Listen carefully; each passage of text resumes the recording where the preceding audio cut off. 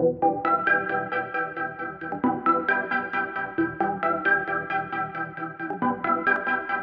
montagne, c'est vraiment un milieu que j'adore, je la parcours quasiment toute l'année. Mais vraiment ce que je préfère, c'est la saison d'hiver. Je suis un passionné d'escalade sur glace. Les risques, je les connais, j'essaie de les mesurer, de les diminuer au maximum. Des fois ça marche, des fois c'est plus compliqué à gérer. Il y a quelques années, j'étais au Canada, parti pour faire une belle cascade. Une cascade dont je rêvais vraiment depuis très longtemps. On arrive, le risque d'avalanche est malheureusement très élevé. Les jours passent, le jour du départ arrive et le niveau d'avalanche est toujours très élevé. Là, on craque. On est impatient, on a peur que la cascade ne revienne pas.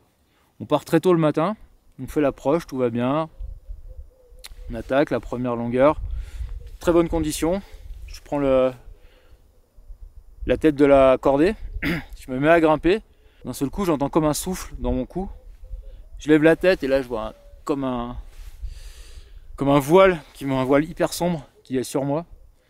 C'est l'avalanche qui est arrivée. J'ai peur d'être déséquilibré, à ce moment-là je suis en tête, j'ai pas de point de protection avant très loin en dessous de moi, j'ai peur d'être déséquilibré donc je m'accroche, je me plaque contre la paroi pour pas que la neige me pousse en arrière. J'ai aussi peur que toute cette nuée de neige elle rentre dans ma bouche et qu'elle m'étouffe et là je suis absolument incapable de la nettoyer, je peux absolument pas enlever la neige de ma bouche.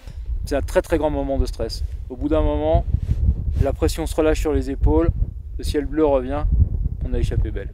Si on peut dire que j'ai retenu un truc important de cet accident, c'est vraiment la patience. On ne peut pas forcer la nature. Là, tous les voyants étaient au rouge, on n'aurait pas dû y aller. Donc le risque de l'avalanche, c'est quelque chose de très important. La force de la nature, on ne peut pas lutter contre. Donc profitons du terrain de jeu de la montagne, mais toujours dans des bonnes conditions.